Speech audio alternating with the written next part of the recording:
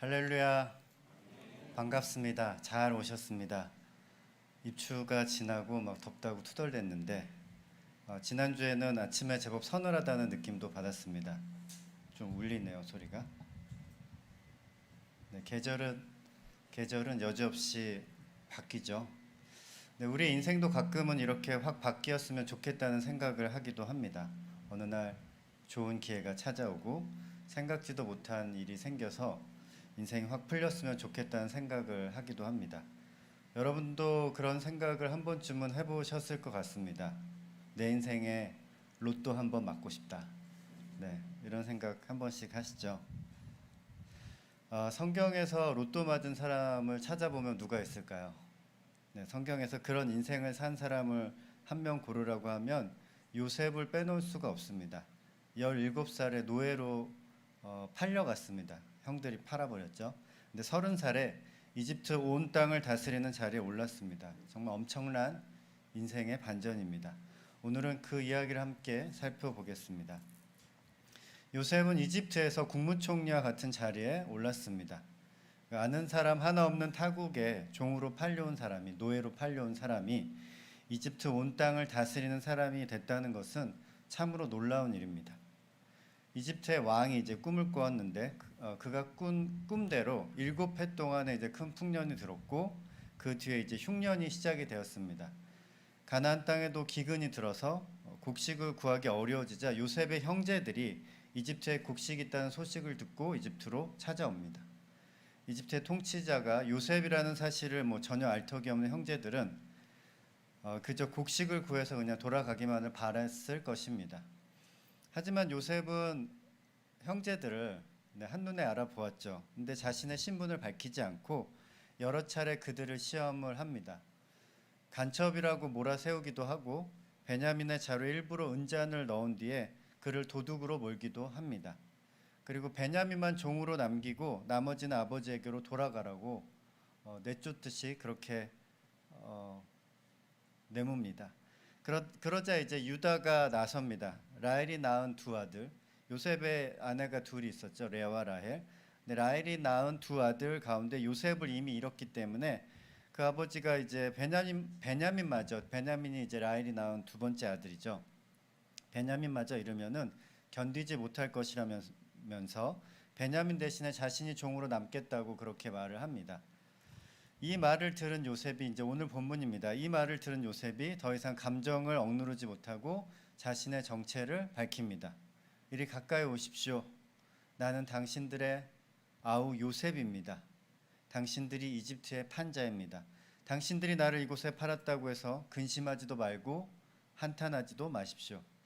여기서 눈에 띄는 것은 요셉이 자신의 이름을 밝힌 후에 곧바로 당신들이 이집트의 판자라고 덧붙였다는 사실입니다. 형들로 인해서 이제 팔려왔던 사건이 요셉에게는 그만큼 크고 생생한 기억으로 남아 있었다는 것을 짐작할 수 있습니다. 요셉은 자신에게 무슨 일이 일어났는지를 잊어버린 척하지 않았습니다. 하지만 이어지는 말을 보면 요셉에게는 이미 형제들에게 보복하지 않고 그들을 이제 받아들이려고 하는 마음이 있었다는 사실을 알 수 있습니다. 형들이 저지른 잘못이 큰 잘못이 아니었다는 뜻이 아닙니다. 요셉은 분명히 당신들이 나를 팔았다라고 말을 했습니다. 그러나 이제 그 일 때문에 근심하거나 한탄하지 말라고 말합니다. 형들은 자신들이 저지른 일 때문에 요셉이 자신들에게 보복하지 않을까 두려웠을 수도 있고 지난날의 잘못 때문에 괴로워했을 수도 있습니다.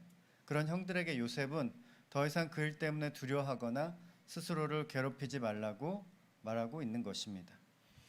그리고 요셉은 자신이 이집트에 오게 된 일을 좀 다른 관점에서 말을 합니다. 형들이 자신을 팔았다는 사실을 부정하는 것은 아니고요.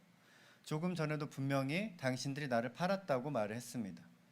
그런데 이제 요셉은 하나님이 생명을 구원하시려고 나를 당신들보다 먼저 보내셨다라고 말합니다. 형들이 자신을 팔았지만 요셉은 그 사건 속에서 하나님의 섭리를 발견했던 것입니다. 그리고 흉년이 이미 2년 동안 계속되었고 이제 앞으로 또 5년이 더 남았다고 알려줍니다. 요셉은 다시 한번 나를 이리로 보낸 이는 당신들이 아니요 하나님이시라고 말합니다. 하나님께서 가족의 생명을 보전하고 그 후손들을 살아남게 하시려고 자신을 먼저 이집트에 보내셨다고 다시 말하고 있습니다. 그리고 하나님께서 자신을 바로에게 아버지가 되게 하시고 바로의 온 집을 다스리는 사람과 이집트 온 땅의 통치자가 되게 하셨다고 말합니다. 여기서 이제 바로에게 아버지가 되게 하셨다는 것은 실제로 이제 바로의 아버지가 되었다는 뜻이 아니라 바로가 의지하고 조언을 구하는 중요한 조언자 같은 사람이 되었다는 뜻입니다. 우리는 요셉을 대단히 훌륭한 사람으로 여기는 경향이 있습니다. 요셉이 훌륭한 사람인 것 같죠? 그렇지 않습니까? 그래서 요셉은 넓은 도량으로 형제들을 깨끗이 용서했다고 생각하기가 쉽습니다. 위대한 사람이고 훌륭한 사람이니까. 하지만 자신을 낯선 사람들에게 팔아버린 형들을 용서하는 일이 쉬웠을까요? 아무리 하나님을 향한 믿음이 큰 사람이라고 하더라도 형제들이 자신을 낯선 나라의 노예로 팔아버린 일을 어떻게 쉽게 잊고 용서할 수가 있겠습니까? 더구나 요셉이 이집트에서 통치자가 되는 놀라운 성공을 거두었다고 해서 그 상처까지 저절로 사라지는 것은 아닙니다. 성공은 성공이고 형제들에게 받은 상처는 또 다른 문제입니다. 한번 이렇게 생각을 해봤으면 좋겠습니다. 만약 어렸을 때 엄마가 나를 버려서 내가 미국으로 입양을 갔다고 한번 해봅시다. 그런데 정말 열심히 노력해가지고 큰 부자가 되고 화목한 가정도 꾸리고 사람들의 존경과 사랑까지 받는 사람이 되었다고 해봅시다. 그렇다고 해서 나를 버린 엄마를 용서할 수 있습니까? 성공했다고 해서 과거의 상처까지 없어지는 것은 아닙니다. 자신을 사랑하고 보호해 주어야 할 사람이 자신을 버렸다는 기억은 오랫동안 마음 한편에 남아 있었을 것입니다. 그와 같은 상처는 성공으로 메울 수가 없습니다. 요셉이 형들로부터 받은 상처도 마찬가지였을 것입니다. 그리고 사실 요셉이 형제들을 아무런 확인도 하지 않고 곧바로 용서하고 받아들이는 것도 사실은 위험합니다. 이들은 한때 요셉을 죽이려고 했고 결국에는 노예로 팔아버린 사람들입니다. 그런 사람들을 한번 생각을 해보십시오. 그런 사람이 있다고. 얼마나 악한 사람이에요.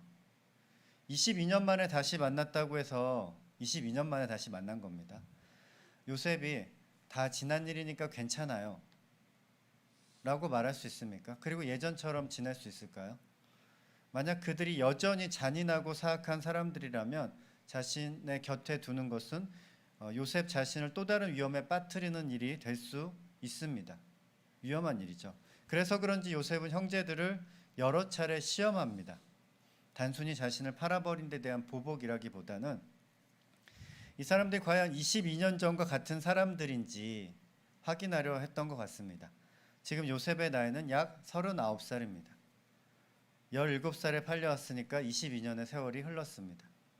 그 긴 세월 동안 요셉에게 남아있던 형들에 대한 가장 강렬한 기억은 아마 자신을 죽이려 하고 결국 낯선 사람들에게 팔아버렸던 모습이었을 것입니다.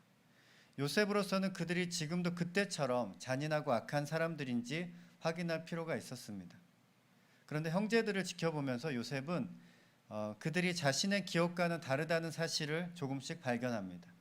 형제들은 자신들이 요셉에게 저질렀던 일을 기억하면서 괴로워하고 있었고 아버지를 걱정했으며 베냐민을 함부로 버리려고 하지도 않았습니다. 요셉의 기억 속에는 자신을 죽이려고 하고 팔아버렸던 악마 같은 형들의 모습이 남아 있었지만 지금 눈앞에 있는 그 형들의 모습은 그때와는 달랐습니다. 요셉은 아마 이렇게 생각했을지도 모릅니다. 이 사람들이 내 기억처럼 원래 잔인하고 사악한 사람들은 아니었나 봐. 어쩌면 그때 잠깐 미쳤었는지도 몰라. 그리고 22년의 세월 동안 많이 달라지기도 했을 거야. 이렇게 생각했을지도 모릅니다. 결정적인 장면은 베냐민을 종으로 남겨두라고 했을 때에 나타납니다. 22년 전에는 아버지가 특별히 사랑했던 동생 요셉을 버리고 팔아버리고 돌아갔던 형들이었습니다. 그런데 이번에는 달랐습니다. 특별히 유다가 베냐민을 아버지에게 돌려보내고 자신이 대신 종으로 남겠다고 말합니다. 예전에는 동생을 팔자고 제안했던 유다가 이제는 동생을 살리기 위해서 자신을 내놓겠다고 한 것입니다. 요셉은 그 모습을 보면서 형제들이 과거와는 달라졌다는 사실을 분명히 확인했을 것입니다. 이제는 이들을 용서하고 다시 곁에 두어도 되겠다는 판단을 했을지도 모릅니다. 네, 요셉에게는 형제들을 시험하는 과정이 필요했던 셈입니다. 그 과정을 통해서 요셉은 기억 속의 형들이 아니라 지금 눈앞에 있는 형들을 다시 보게 되었던 것 같습니다. 예수님은 형제가 잘못하면 얼마나 용서를 하라고 했죠? 70번씩 7번 용서하라고 하셨습니다. 우리는 기본적으로 이 말씀에 따라서 용서하려고 노력을 해야 합니다. 하지만 현실에서 이것을 실천하는 것은 쉽지 않습니다. 특히 자신에게 치명적인 상처를 준 사람이 여전히 위험한 사람이라고 생각이 된다면 무작정 그 사람을 다시 곁에 둘 수는 없습니다. 그래서 요셉은 형제들을 시험했고 그들이 과거와 달라졌다는 사실을 확인했습니다. 그리고 어느 정도 납득할 수 있게 되었을 때 그들을 받아들였습니다.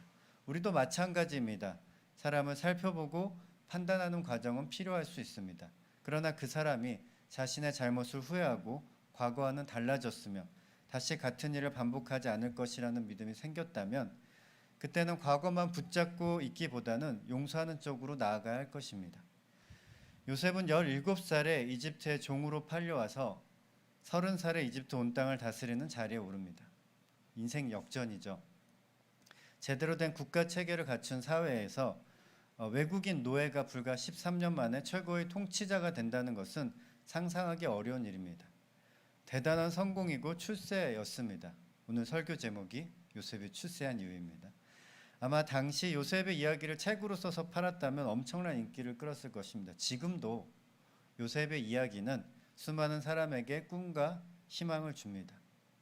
사람들은 요셉의 이야기를 읽으면서 어쩌면 나도 요셉처럼 지금은 낮은 자리에 있지만 높은 자리로 올라가는 극적인 인생 반전을 경험할 수 있지 않을까 기대하기도 합니다.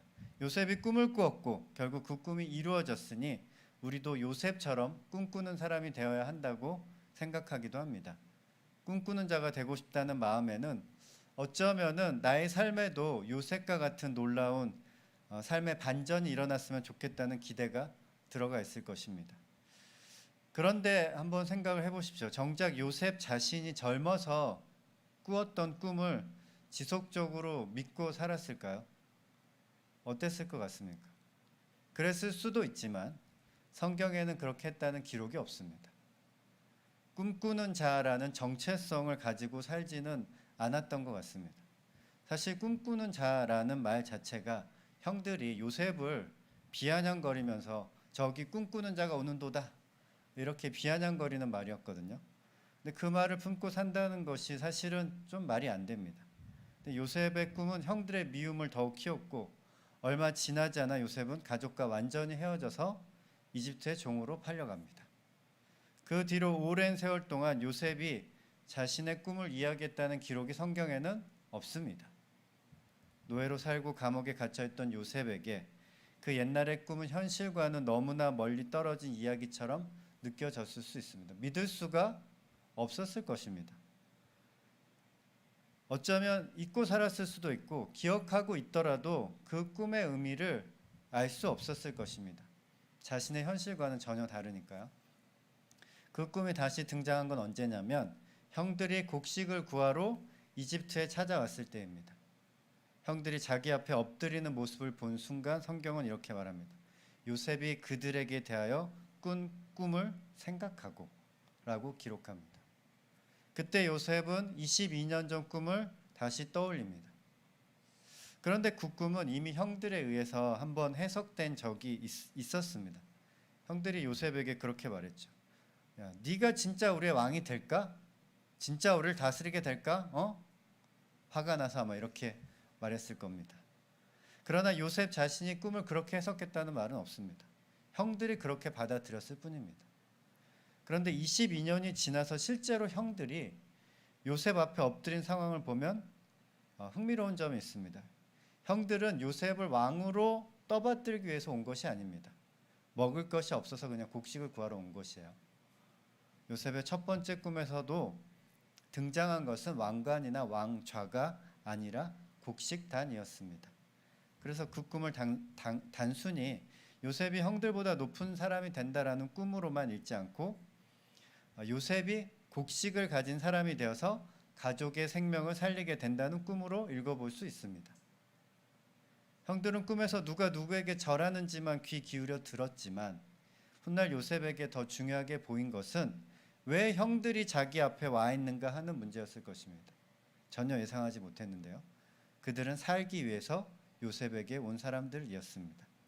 오늘 본문에서 요셉은 바로 그 사실을 말합니다. 하나님께서 자신을 이집트로 보내신 것은 요셉 자신을 성공시키고 높은 자리에 올려놓기 위해서가 아니라 가족의 생명을 살리기 위해서였다고 말합니다. 하나님이 생명을 구원하시려고 나를 당신들보다 먼저 보내셨나이다. 또 당신들의 생명을 보존하고 당신들의 후손을 세상에 두시려고 나를 당신들보다 먼저 보내셨습니다. 라고 말합니다. 요셉은 자신이 이집트의 통치자가 된 이유를, 출세한 이유를 자기 능력에서 찾지도 않고 형제들에게 뽐낼 만한 영광이라고 여기지도 않았습니다. 요셉은 자신에게 주어진 높은 자리가 가족을 살리기 위해 필요했다고 해석합니다. 속된 말로 하면 요셉이 그렇게 그동안 개고생을 하고 마침내 높은 자리에 오른 이유가 결국 자기 형제들을 살리기 위해서였다는 것입니다. 그리고 또한 생각해 볼 것은 요셉이 살린 형제들 가운데 유다가 있었다는 사실입니다. 과거에 요셉을 팔자고 제안했던 사람이 누구냐면 바로 유다입니다. 근데 훗날 베냐민 대신 자신이 종으로 남겠다고 나섭니다. 그리고 그 유다의 후손 가운데 누가 나오냐면 다윗이 나옵니다. 다윗의 후손 가운데 예수 그리스도가 태어납니다. 그러니 야곱의 가족과 그 후손을 보존하는 일은 성경 전체에서도 중요한 의미를 갖습니다. 이런 관점에서 보더라도 중요한 것은 요셉 한 사람이 얼마나 성공했느냐가 아니라 하나님이 요셉의 성공을 통해서 누구를 살리셨느냐입니다. 우리는 요셉의 성공 자체를 부러워하기 쉽습니다. 노예에서 통치자가 된 놀라운 반전, 누구도 예상하지 못했던 출세가 눈에 먼저 들어옵니다. 그러나 요셉은 자신의 성공을 자기 영광의 이야기로 이해하지 않았습니다. 하나님께서 자신을 높은 자리에 세우신 것은 자신이 형제들에게 복수하거나 그들의 섬김을 받게 하기 위해서가 아니라 그들을 살리기 위해서였다고 해석합니다. 그래서 요셉은 자신에게 주어진 권력을 복수하는 데 사용하지 않고 가족의 생명을 살리는 데 사용합니다. 요셉이 출세한 이유는 단순히 높은 사람이 되기 위해서가 아니라 그 자리에서 사람을 살리기 위해서였습니다. 사랑하는 성화교회 성도 여러분, 하나님은 우리를 사랑하십니다. 그리고 때로는 누군가를 택하셔서 특별한 계획을 세우기도 하십니다. 요셉은 그 특별한 계획의 주인공이었습니다. 저도 예전에는 그게 참 부러웠어요. 요셉은 뭘 잘해서 주인공이 되었을까 궁금하기도 했습니다. 나도 특별한 능력을 갖추고 하나님 마음에 들면 요셉처럼 특별한 인생의 주인공이 될 수 있지 않을까 생각하기도 했습니다. 그런데 이번에 설교를 준비하면서 한번 이렇게 생각을 해보았습니다. 만약 내가 인생을 선택할 수 있다면 어떤 삶을 선택할까? 하나는 요셉과 같은 삶입니다. 한번 생각을 해보십시오. 몇천 년 전 이야기니까 오늘날의 상황으로 좀 바꾸어서 한번 생각을 해봤으면 좋겠습니다. 지금 이제 미국의 노예제도가 있다고 치시고 17살에 미국의 노예로 팔려갑니다. 팔려갔다가 30살에 미국의 최고 권력층에 들어가는 겁니다. 중간에 감옥에도 갇히고 몇 번이나 인생이 끝날 것 같은 일을 겪지만 모든 것을 다 극복하고 결혼도 하고 아이도 낳고 높은 자리에 오릅니다. 이건 이제 요셉과 같은 삶. 다른 하나는 어떤 삶이냐면 성경에 이름만 잠깐 나오고 별 이야기도 없는 야곱의 다른 아들들 중에 한 사람처럼 사는 것입니다. 엄마, 아빠, 형제들과 함께 살고 결혼해서 아이도 낳고 특별한 사건도 없이 그냥 평범하게 살아갑니다. 근데 경제적 어려움으로 인해서 멀리 이사를 가긴 해요. 한 번 정도, 두 번, 뭐 이 정도. 그런 일은 있지만 여전히 가족과 함께 안전한 공동체에서 살아갑니다. 여러분이라면 어떤 삶을 선택하시겠습니까? 요셉과 같은 삶을 선택하시겠습니까? 아니면 야곱의 그런 다른 아들과 같은 삶을 선택하시겠습니까? 파란만장하지만 결국 높은 자리에 오른 삶을 선택하시겠습니까? 아니면 특별한 것은 없지만 사랑하는 사람들과 함께 살아가는 평범한 삶을 선택하시겠습니까? 선택 마음으로 하셨나요? 혹은 이렇게 한번 물어볼게요. 여러분 자신이 아니라 여러분의 자녀의 인생을 선택한다면 어떤 인생을 선택하실까요? 내 자녀가 요셉처럼 높은 자리에 올라가면 좋겠죠. 근데 그 전 과정도 한번 생각해 보세요. 그러기 위해서 형제들이 그를 팔고 어느 날 갑자기 실종되고 십수년을 타국에서 노예와 제수로 살아야 한다면, 그래서 애가 살았는지 죽었는지 거의 죽었다라고 생각하겠죠. 그래도 그런 요셉의 인생을 선택하시겠습니까? 내 자녀가 요셉처럼 살았으면 좋겠다라고 생각하실 수 있겠어요? 저는 저 자신도 제 자녀도 요셉과 같이 살기를 원하지 않습니다. 제가 미국에서 10년 정도 살아봤잖아요. 미국에서 살면서 좋았던 점도 많았습니다. 일단은 공기가 맑아요. 공기가 맑고 하늘도 파랗고 시야가 탁 트여서 좋습니다. 땅이 넓거든요. 갈 데도 많아요. 넓으니까. 네. 근데 제가 또 설교를 주면서 생각해보면 뭐가 제일 좋았을까 생각해봤는데, 저는 딱 기억에 남는 게 반딧불이가 참 좋았습니다. 반딧불이가 많아요. 미국에는. 그래서 환경이 좋아서 그렇습니다. 5월쯤 되면은 해가 지고 이제 이렇게 어두워지면 어스름해지면 잔디밭이 또 많잖아요. 미국에 잔디밭에 반딧불이 이렇게 하나둘씩 켜집니다. 그 되게 꽤나 환상적이에요. 그게 참 기억에 남습니다. 근데 미국에 살면서 제가 제일 하고 싶었던 것 중에 하나가 뭐냐면은 명절에 밀리는 차 안에 앉아 있는 거. 네, 요거 하고 싶었어요. 이상하죠? 한국에서 이제 명절마다 차 막힌다고 막 투덜거리고 짜증내고 그러시잖아요. 근데 미국에 있으니까 그게 진짜 하고 싶더라고요. 왜냐하면 명절에 갈 곳이 없거든요. 아무리 좋은 곳에 살아도 나를 낳고 키워준 부모와 형제들, 그리고 내가 손님이 아니라 주인으로 살아갈 수 있는 곳을 떠나 있으면 채워지지 않는 부분이 있습니다. 그래서 저는 요셉이 높은 자리에 있었지만 무엇이 부족했을지 조금은 짐작할 수 있을 것 같습니다. 더군다나 요셉은 권력의 자리에 있었습니다. 권력의 자리는 편안한 자리가 아닙니다. 왜냐하면 늘 그 자리를 노리는 사람들이 있거든요. 제가 며칠 전에 인터넷 게시판을 보다가 이런 이야기를 읽었습니다. 어떤 사람이 2호선 상담가에게 물었습니다. 2호선 상담가 아시죠? 요새 유명합니다. 그 사람이 이렇게 물었어요. 사람이 나이가 들수록 옷차림에 신경을 더 써야 할까요? 라고 물었어요. 그랬더니 2호선 상담가가 바로 그럼요. 그랬더니 왜 그러냐고 물었더니 이렇게 대답을 했습니다. 얼굴이 점점 못생겨지잖아요. 그래서 언제부턴가 제 아내가 저한테 면티 입고 돌아다니지 말라고 했던 게 그래서 그랬구나 이해할 수 있게 됐습니다. 사람은요, 어떤 사람은 굉장히 특별해 보이고 어떤 사람은 평범해 보이지만 사실은 다 비슷비슷합니다. 누구나 나이를 먹고 젊었을 때와 달라지고 약해지고 누군가의 도움을 필요로 합니다. 요셉은 도대체 뭐가 그렇게 특별했을까요? 사실 별로 없습니다. 그나마 특별한 것은 그의 꿈이었는데, 사실 젊어서 꾸었던 꿈을 끝까지 붙들고 살았다고 성경이 전하지도 않습니다. 오히려 39살쯤 돼서 형들을 다시 만나고 나서야 오래전의 꿈을 떠올리고 그 의미를 새롭게 이해하게 됩니다. 요셉이 특별했다기보다 하나님께서 요셉을 특별하게 사용하신 것입니다. 그러니 사랑하는 성화교회 성도 여러분, 특별한 사람을 너무 부러워하지 마십시오. 내가 주인공이 아니라고 서운해하지도 마십시오. 대체로 주인공들은 개고생을 하게 되어 있습니다. 그런데 살다 보면 어느 날 내가 주인공이 되는 때가 올 수도 있어요. 내가 생각하지도 못한 자리에 오르고 내게 힘이 생기고 사람들에게 영향을 미칠 수 있는 때가 올 수도 있습니다. 그때 요셉의 말을 기억하십시오. 하나님께서 요셉을 높은 자리에 세우신 이유는, 출세한 이유는 요셉 한 사람을 빛나게 하기 위해서가 아니었습니다. 그를 통해서 살리고 싶은 사람이 있었기 때문입니다. 야곱의 아들 가운데 요셉이 가장 특별한 삶을 산 것은 맞습니다. 하지만 그렇다고 해서 하나님께서 요셉을 다른 형제들보다 더 사랑하셨다고 말할 수는 없습니다. 오히려 요셉 자신의 고백에 따르면 그가 그토록 험한 세월을 지나서 높은 자리에 앉은 이유는 형제들과 그 후손을 살리기 위해서였습니다. 그렇다면 하나님이 누구를 더 사랑한 걸까요?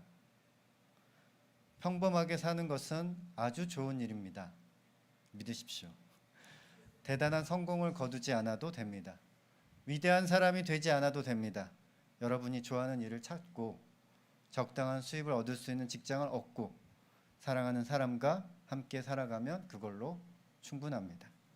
그러나 하나님께서 어느 날 여러분을 이렇게 높이 올리신다면, 특별한 자리에 세우신다면 그 자리에서 여러분 자신을 높이기보다 누구를 살려야 하는지 살펴보십시오.